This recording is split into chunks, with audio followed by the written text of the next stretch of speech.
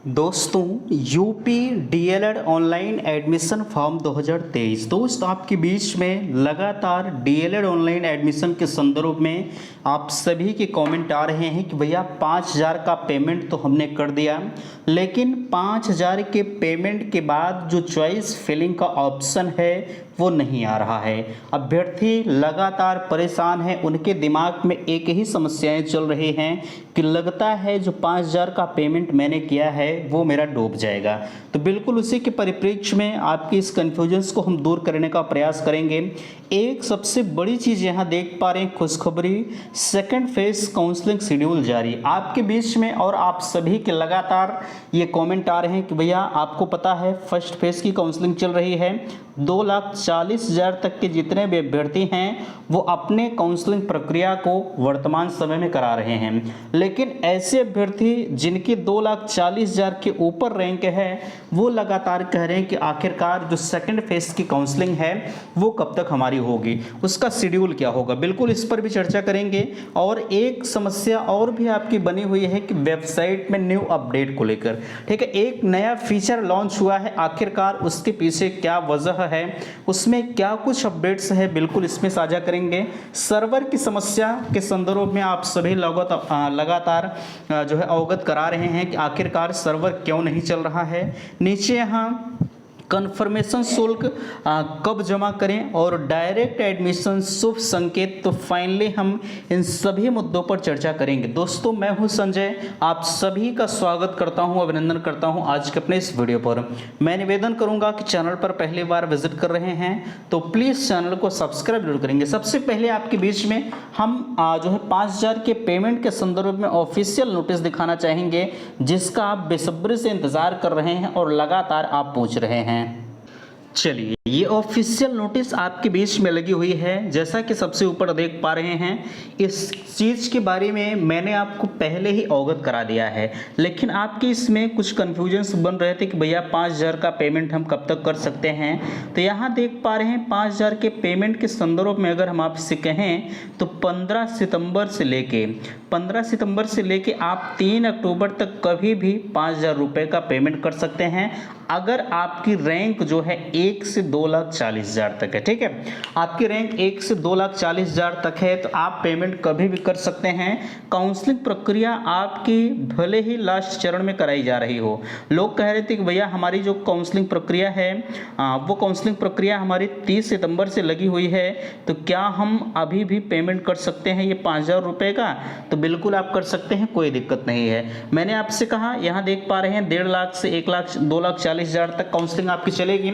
आपकी काउंसलिंग किसी भी क्रम में लगी हो, चाहे फर्स्ट फेज में हो चाहे सेकंड फेज में हो, अगर आपकी काउंसलिंग फर्स्ट फेज जो है फर्स्ट पहले चरण में थी, ठीक, 18 तारीख वाले में आपने 5,000 रुपये का पेमेंट करके काउंसलिंग नहीं कराया, तो आप अभी भी 5,000 रुपये का पेमेंट करके काउंसलिंग करा सकते हैं। यानी एक से स्पष्ट अगर कहा जाए तो 2,40,000 तक आपकी रैंक अगर है तो आप कभी भी 5,000 रुपये का पेमेंट करके काउंसलिंग प्रक्रिया में पार्टिसिपेट कर सकते हैं। ठीक है, हाँ, ये एक चीज़ और ध्यान रखिएगा। अब ऐसा नहीं है कि अगर आपके शेड्यूल जो है 30 तारीख को है तो आप 28-26 को प्रवेश कर पाएंगे, जी नहीं, ये मुश्किल है।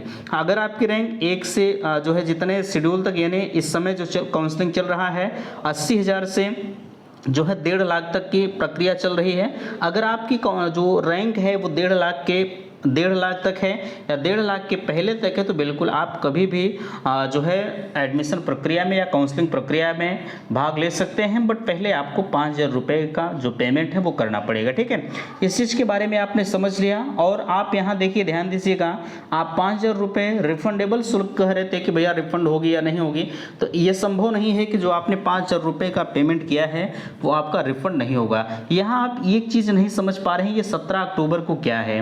ध्यान दीजिए का 17 अक्टूबर को आपका कुछ नहीं है।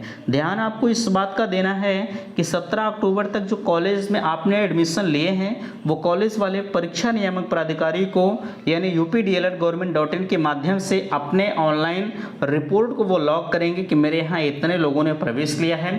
अगर ये 17 अक्टूबर तक नहीं करते हैं तो आपका जो अभ्यर्थन है वो अपने आप निरस्त माना जाएगा। ठीक है, आपका जो प्रवेश है वो मान्य नहीं होगा, चाहे ये ऑफलाइन किसी भी तरह से करें। ये जो है बिल्कुल पूरी तरह से गलत हो जाएगा। वैसे ये आपकी जिम्मेदारी नहीं है, ये कॉलेज प्रशासन की जिम्मेदारी, आप परेशान नहीं होंगे, वो खुद ब खुद जो है इस कार्यक्रम को करेंगे, आपको उसके लिए परेशान नहीं होना, ठीक है। अब यहाँ ध्यान आपको इस बात का देना है, आप देख पा रहे हैं अगर 5,000 रुपये का पेमेंट कर दिया है, जैसे आपकी काउंसलिंग जो है 80,000 से 1.5 लाख वाले में है, अगर इसमें वेबसाइट नहीं चल रही है तो लोगों के मन में एक धारणाएं बन गई हैं कि मुझे दोबारा से 5,000 रुपये का पेमेंट करना पड़ेगा।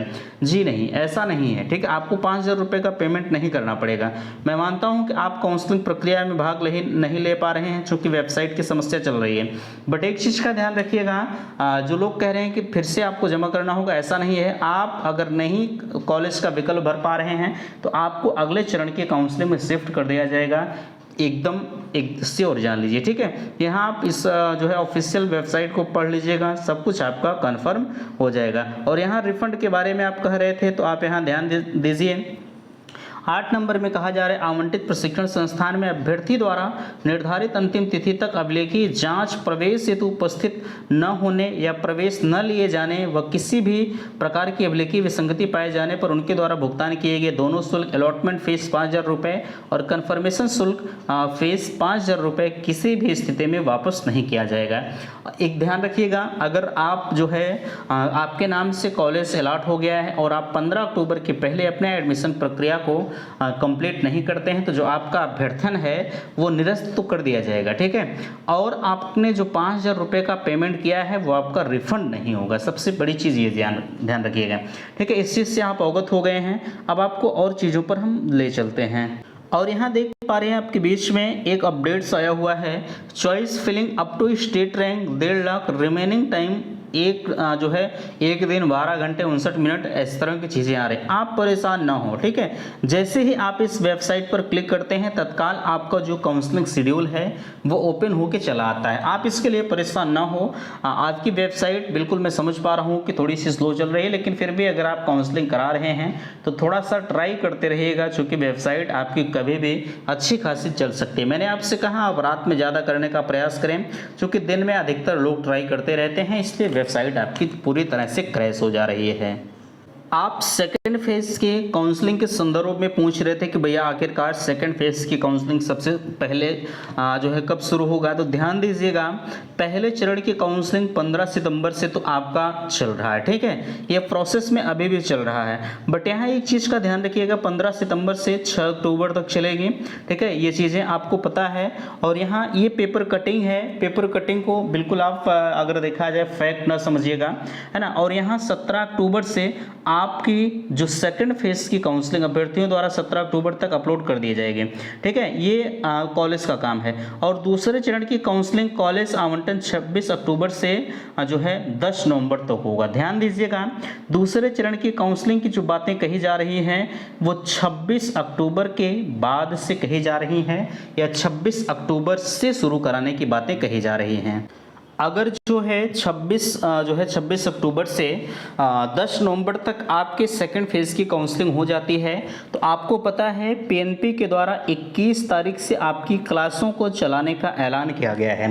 इसके पहले 21 नवंबर से पहले आपका जो डायरेक्ट एडमिशन का प्रोसेस है वो भी कराया जाएगा। लोग इसको लेकर लगातार परेशान हैं कि आखिरकार डायरेक्ट एडमिशन होगा या नहीं होगा। मेरे दोस्त, मैं आप सभी से कहना चाहूँगा 100% डायरेक्ट एडमिशन होगा, क्योंकि जो फर्स्ट फेज की काउंसलिंग चल रही है इसमें अब ऐसा अनुमान लगाया जा रहा है कि कम से कम 1,30,000 के आसपास में सीटें खाली जा सकती हैं।